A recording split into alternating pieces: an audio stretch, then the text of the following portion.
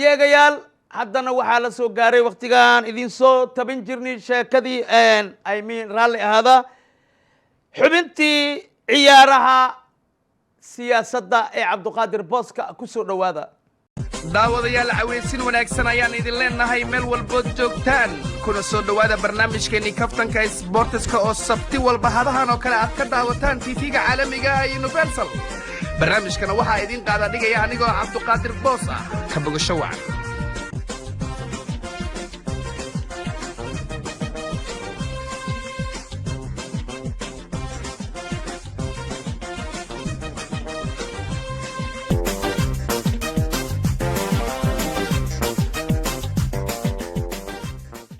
guddiga dishibliinka FIFA ayaa baaraya dhowr laacib oo samafalkooda sawir kula wadaagay baraha bulshada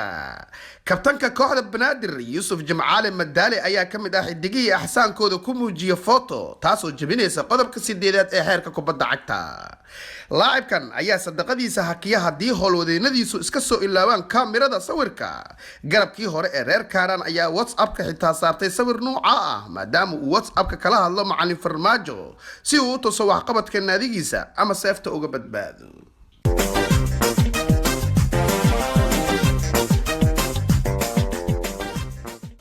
tababariye hore ee Soomaaliya Xasan Sheekh Maxamuud ayaa loo dhaariyay xubin ka mid ah kooxda baarlamaanka diyeeshii hore ee xulkeena ayaa dhaarintan u arka boos celis sharcigaas oo dhaqan galay intii uu xilka hayay qabya ninkeeda dhameystira ayaa haatan buuxiyay kooxdii baarlamaanka oo qabya ka ahayd hal xubin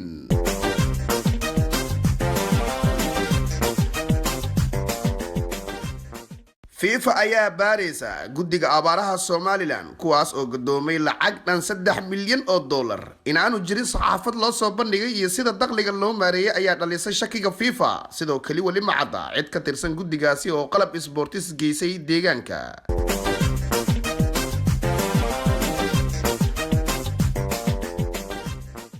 kabtanka kooxda 90 digriisa ee Al Sunna Sheikh Shaakir ayaa noqon doona film soo saaraha filimka cusub ee Arshaakir Igeya filimkaas oo markii ugu horeysay bishii hore si dhab ah looga daawaday baahiyaha Facebook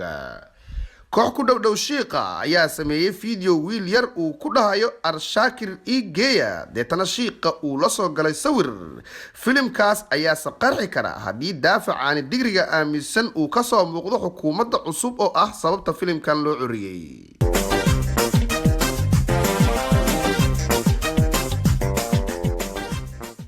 FA-ga Soomaaliya ayaa baaraya qaar ka mid ah taageerayaasha tababare Farmaajo kuwaas oo qaran dumis u arka wargeyskii ka faallooda shaxda macalinkan xorriyadda hadalka iyo xuquuqda ciyaaraha ayaa gabi ahaanba fasaxaya in laga falaqoon karo tababaro walba oo leelinaya qaranka taageerayaashan badsaday cabista enerjiga keena tamarta ayaa waxoogaa leh qaab ciyaareedkii kooxda maxaakiinta kuwa oo haddii aad ku tiraa baladkan u socdaa u qaadanaya inaad baydhabo rabto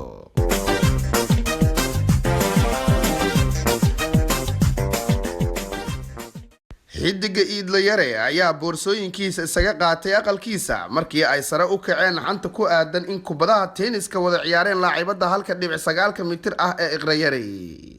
laacibkan cidii Yurub ka timaada uu haysta muqallas wadi kara ayaa aaminsan in noloshiisa uu u hibeeyay qof caan ah way araga u soo ciyaaray kooxdii xoogsatada dekada Boosaaso ayaa fasaqi kara heshiiska xidigtaas hadii uu indhaha saaro laacibad ka timid Malta ama Hungary oo isagu u ah Yurubta sare sida dad shaah lacab inoo xaqiijiyeen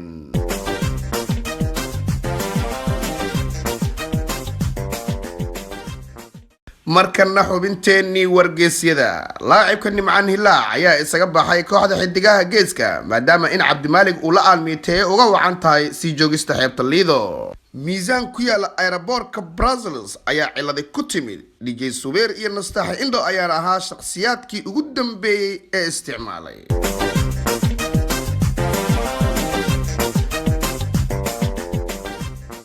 lejankii hore ee Xasan Daahir Awees ayaa wali ku adkeysanaya in qaab ciyaareedkiisii taakalka u badnaa uu ahaa mid saxan sida laga dheehan karay waraysi dhawaan la yeeshay Universal TV ayaad wali inaga daawanaysaan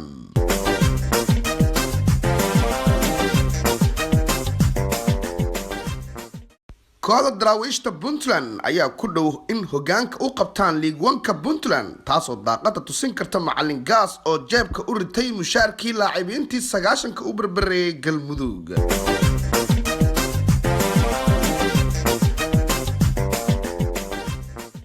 xidigta Farxiyo Fiska ayaa ka dalbanaysa Bashiir Hanuuniye inuu kor u qaado mushaarkeeda iyadoo haddii uu diido boos ka daydayanaysa xirta Xasan Cali Qeere oo gacmo furan ula diyaar ah tolka.